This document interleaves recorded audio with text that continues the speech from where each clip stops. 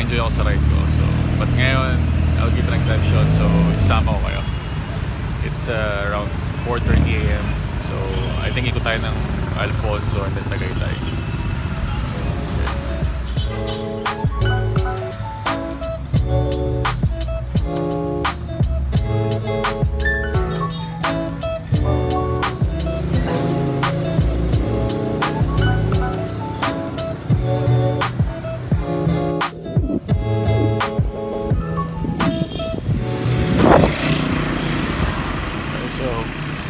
Tapos tayo mag-breakfast.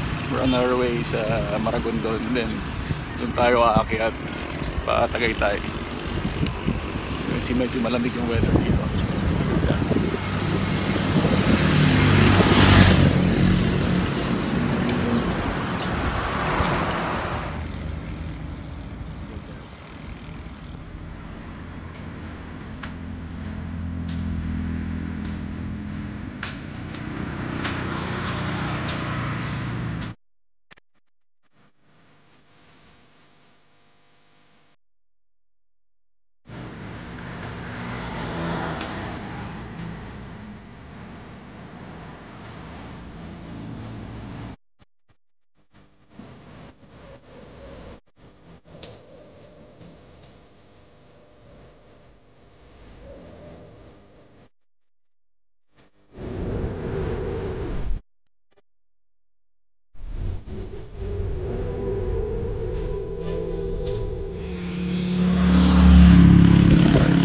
Gaano kaganda yan, di ba? Hindi pa gusto natin lahat yan. Pero bakit natin tinatambakan lahat yan para gawin subdivision? Samantala ang ganda-ganda na yan. Tapos sa kabila ako, bundok.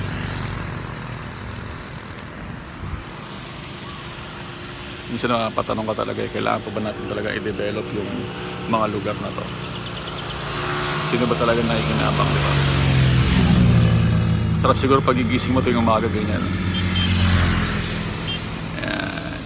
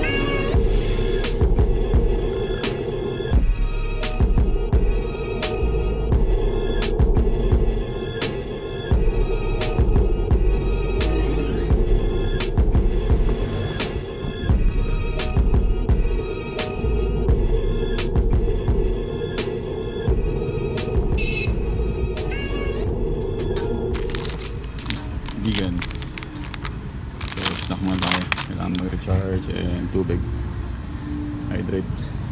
Sa Magallanes na tayo.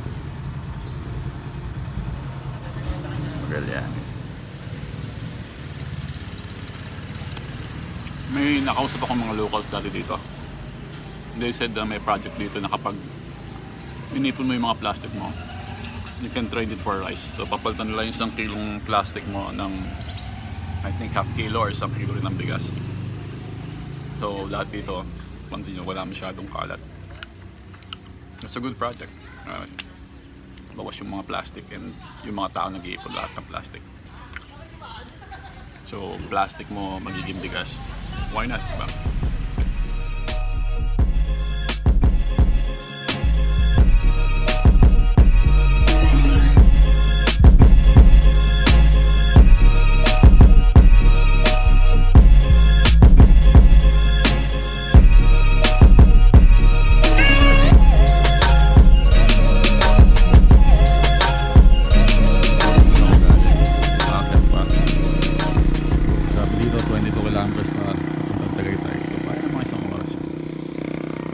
Papadak na ako. Okay, so meron pa isang milestone ulit. Pag nasa kanan nyo siya, ibig sabihin palayo kayo sa kilometer 0. Okay, so yung nasa taas, kilometer 77, yung 77 kilometers na kayo away from Luneta, which is yun ang kilometer 0. Okay, tapos Tagaytay yung susunod na bayan, so Tagaytay 22. It means 22 kilometers pa papuntang Tagaytay. Okay. So, kung nasa kanan nyo, kaliwa nyo naman siya makikita. So, yan. 77 away kayo sa kilometer 0. So, pag nasa kaliwa nyo siya, palapit kayo sa kilometer 0. Ang susunod na bayan is M, 7 kilometers, Magallanes. So 7 kilometers away kayo from Magallanes. So ganun siya gamitin para malaman nyo kung malapit o malayo na kayo sa susunod na bayan. So that's how you use a milestone. Pag may nakikita kayo sa tabi ng kalye, malalaman nyo kung gaano pa kayo kalayo sa susunod na bayan. Nakita natin 6 kilometers malayo.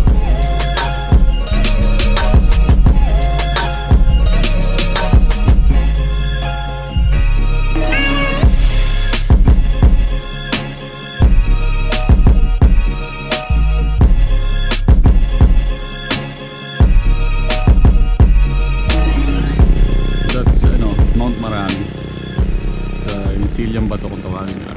Zoom it out. Zoom in pala. Ayan. So yun sa mga pinaakyat dito sa Maragondon. Mount Marami.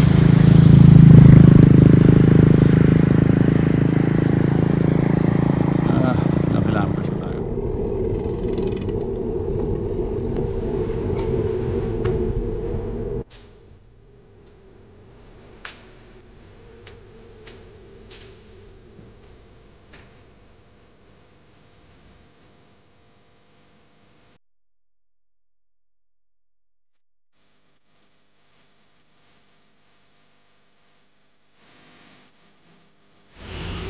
Mount Patulaw, yung bundok doon. Naakyat ko rin yan halos every other weekend umaakyat ako dyan.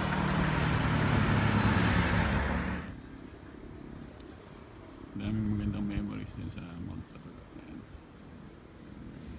And ilang kilometers pa paon Tagaytay. Tagaytay na tayo after ng isang oras na akyatin. Mababa lang naman, mga 2 to 3% yung gradient niya. So yun, taal.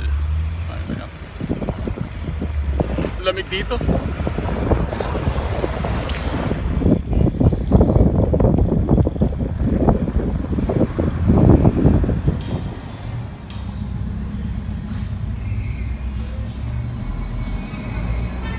yung paborito kong 7-Eleven. Maganda yung view sa loob. Dito sa Twin Lakes.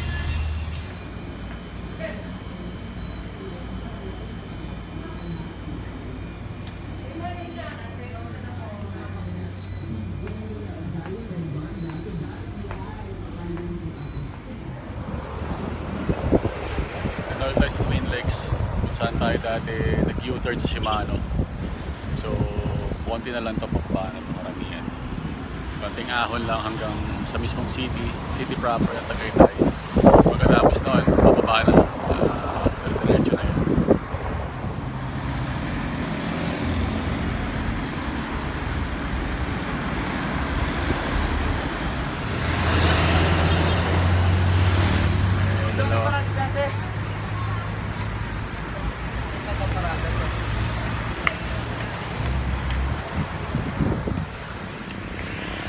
Customer sa shop. So, sa Tagaytay na tayo, pababa na ng Amadeo. Ito yung usual na kung saan sila nagpapapicture. So, ang bata ako parang pag sinabi Tagaytay, special days lang. Pero ngayon, parang halos every week pwede akong check.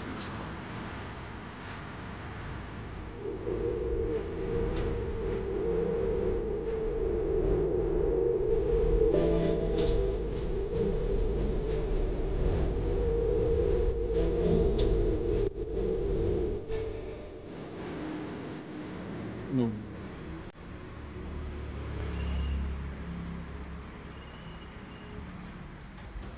Kanin. Vegan. Lumpia. Anong salad to? Okay, so nakaligo na, nakakain na tayo. Kumakain na yung mga pusa. Yan si Altus. Ayun sila. Punta tayo sa shop para magtrabaho.